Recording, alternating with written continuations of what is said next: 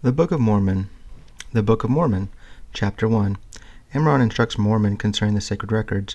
War commences between the Nephites and the Lamanites. The three Nephites are taken away. Wickedness, unbelief, sorceries, and witchcraft prevail. About A.D. 321 through 26. And now I, Mormon, make a record of the things which I have both seen and heard, and call it the Book of Mormon. And about the time that Amram hid up the records unto the Lord, he came unto me, I being about 10 years of age, and I began to be learned somewhat after the manner of the learning of my people.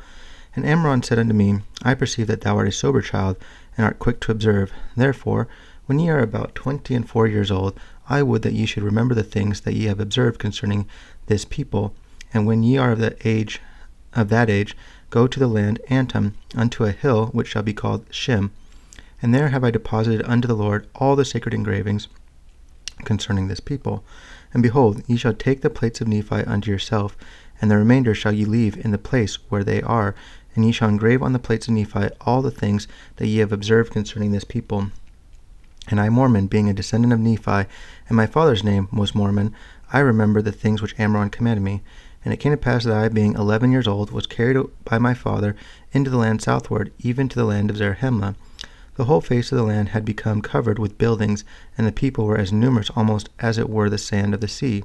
And it came to pass in this year there began to be a war between the Nephites, who consisted of the Nephites, and the Jacobites, and the Josephites, and the Zoramites. And this war was between the Nephites, and the Lamanites, and the Lemuelites, and the Ishmaelites. Now the Lamanites, and the Lemuelites, and the Ishmaelites were called Lamanites, and the two parties were Nephites and Lamanites. And it came to pass that the war began to be among them in the borders of Zarahemla, by the waters of Sidon. And it came to pass that the Nephites had gathered together a great number of men, even to exceed the number of 30,000. And it came to pass that they did have in this same year a number of battles, in which the Nephites did beat the Lamanites, and did slay many of them. And it came to pass that the Lamanites withdrew their design, and there was peace settled in the land, and peace had remained for the space of about 4 years, that there was no bloodshed. But wickedness did prevail upon the face of the whole land, insomuch that the Lord did take away his beloved disciples, and the work of miracles and of healing did cease because of the iniquity of the people. And there were no gifts from the Lord, and the Holy Ghost did not come upon any, because of the wickedness and unbelief, of their wickedness and unbelief.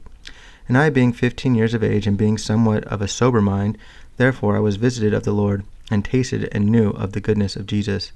And I did endeavor to preach unto this people, but my mouth was shut, and I was forbidden that I should preach unto them. For behold, they had wilfully rebelled against their God, and the beloved disciples were taken away out of the land because of their iniquity. But I did remain among them, but I was forbidden to preach unto them, because of the hardness of their hearts. And because of the hardness of their hearts, the land was cursed for their sake. And these Gadianton robbers, who were among the Lamanites, did infest the land, insomuch the inhabitants thereof began to hide up their treasures in the earth, and they became slippery, because the Lord had cursed the land, that they could not hold them, nor retain them again. And it came to pass that there were sorceries, and witchcrafts, and magics, and the power of the evil one was wrought upon all the face of the land, even unto the fulfilling of all the words of Abinadi, and also Samuel the Lamanite.